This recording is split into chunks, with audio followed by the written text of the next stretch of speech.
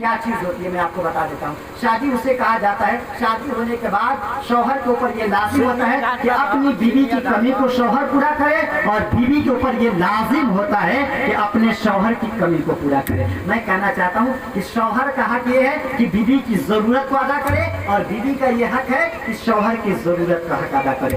अब शौहर का मकाम क्या है मैं आपको तेजी के साथ बताऊँ। मेरे हुजूर फरमाते हैं अगर अल्लाह के अलावा किसी और के सामने सजदा करना जायज होता तो अल्लाह तबारक व तआला औरतों को हुक्म देता कि अपनी बीवी अपने शौहर के सामने तुम सजदा करो। अब अंदाजा लगाओ, अल्लाह के अलावा किसी और के सामने सजदा करना जायज होता, इससे पता ये चला अल्लाह के बाद अगर किसी का मकाम है तो शादी करने के बाद शौहर का मकाम है। इसलिए बीवी को इस बात का ख्याल रखना है कि अल्लाह ताला के बाद अगर हमें किसी को खुश करना है तो शादी के बाद अपने शौहर को खुश करना है। अब मैं आपको तेजी के साथ एक वाकया बताऊं। मैदान महशर का आलम होगा, मैदान महशर का आलम होगा। एक खातून ऐसी खातून होगी जो पूरी जिंदगी अल्लाह की इबादत की होगी, पूरी जिंदगी नमाजों में गुजारी होगी, पूरी जिंदगी इबादत व रियाजत की होगी, पूरी जिंदगी रोजे के हालत में गुजारी होगी, और इस हालत में गुजारी होगी कि अल्लाह की फर्मा बरदारी लम्हे लम्हे हर वक्त हर मिनट हर सेकंड अल्लाह के जिक्र में मशगूल होगी।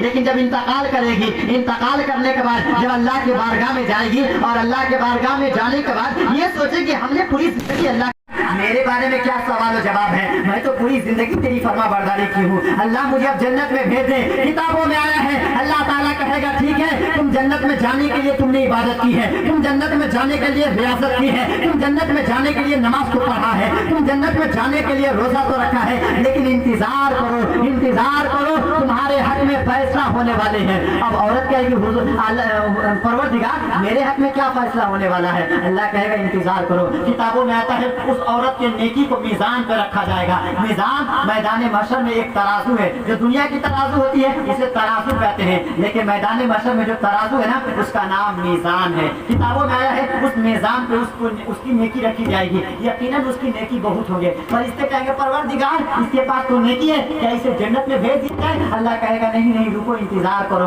एक पर्ची गिरने वाला है, एक पर्ची गिरने वाला है जो इसके बाएं तराजू में गिरेगा। अगर उस पर्ची से ज्यादा अगर इसके पास नेकी होगा तो इसे जन्नत में भेज दिया जाएगा। औरत कहेगी यकीनन इस पर्ची में क्या वजन हो सकती है? औरत ये सोचेगी कि एक मामूली सी कागज के टुकड़ा में क्या वजन हो सकता है। औरत इस उम्मीद पे इंतजार करेगी गिरे जितना पर्ची गिरना है गिरे, हमारे पास तो नेकी बेशुमार है, हमारे पास नेकियां इतना है कि हमारा मीजान भरा पड़ा है, एक कागज के टुकड़े से क्या होने वाला है। किताबों में आता है औरत बड़ी खुशी में होगी, औरत बड़े शानो शौकत में होगी कि कागज गिर जाएगा हम तो जन्नती हैं। लेकिन किताबों में आता है अल्लाह तबारक व तआला गैब से सदा देगा और कहेगा इसके मीजान पे इसके अमल को तौला जाए। जब कागज का टुकड़ा गिरेगा ना तो हालत ये होगा कागज मामूली से एक छोटा सा टुकड़ा होगा, लेकिन जब पल्लू में गिरेगा तराजू के पल्ला में गिरने के बाद हालत ये होगा कि कागज का वजन बढ़ जाएगा और उसका अमल का वजन घट जाएगा। अब औरत बड़ी परेशान होगी, आखिर इस कागज के टुकड़े में वजन आया कहाँ से?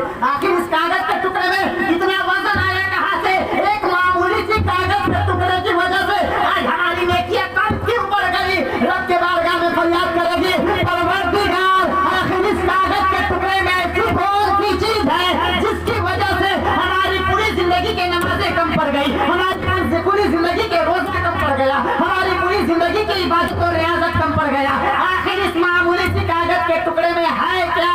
अल्लाह हुक्म देगा अगर जानना चाहती है खुद से पढ़ ले और पढ़कर जान ले इस कागज के टुकड़े में क्या है। और औरत कहेगी परवरदिगार मैं पढ़ना चाहती हूँ, परवरदिगार मैं देखना चाहती हूँ आखिर इस कागज के टुकड़े में है क्या जिसकी वजह से हमारे अमल कम पड़ गए, हमारी नमाजें कम पड़ गई, हमारी इबादत कम पड़ गई। आखिर इस छोटा सा टुकड़ा में है क्या? किताबों में आता है वो औरत आगे बढ़ेगी, आगे बढ़ने के बाद जब मामूली सी कागज के टुकड़े को उठाएगी, जब टुकड़े को उठाकर पढ़ना चाहेगी ना तो जानते हैं उसमें कोई चीज का वजन नहीं होगा, सिर्फ उसमें इतना लिखा होगा कि ए औरत तुम अल्लाह को राजी कर लिया था लेकिन तुमने अपने शौहर को नाराज कर दिया था। सिर्फ इतना लिखा होगा औरत तुमने अपनी इबादत से अल्लाह को राजी कर लिया था लेकिन शौहर को नाराज कर लिया था।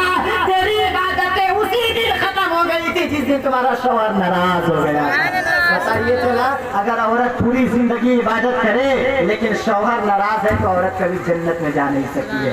इसलिए औरतों को ऊपर लाजिम है कि अपने शौहर को खुश रखा करे, शौहर को खुश रखा करे, क्योंकि खुदा के बाद अगर किसी का मकाम है, नबी के बाद किसी का मकाम है तो बीबी का शौहर का मकाम है। इसलिए मुसलमानों अल्लाह के बारगाह में ये अर्ज है कि अपने बीवी को चाहिए कि अपने शौहर को खुश रखे और शौहर को चाहिए कि अपनी बीवी को खुश रखे। अगर बीवी शौहर को खुश रखती है लेकिन शौहर अगर बीवी को नाराज कर देता है तो वो शौहर भी सुन ले, अगर पूरी जिंदगी इबादत करे, अगर बीवी उससे नाराज है तो शौहर भी जन्नत में जा नहीं सकता है। क्योंकि आज मर्द ये सोचते हैं कि सारी जिम्मेदारियां बीवी के ऊपर नहीं। अल्लाह ताला ने तुम्हें भी मर्द बनाया है। अल्लाह ताला ने फरमा दिया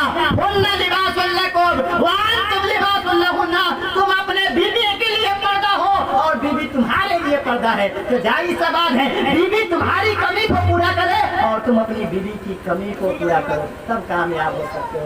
अब आओ हजरत अली का एक कौल बयान करें और हजरत अली का कौल बयान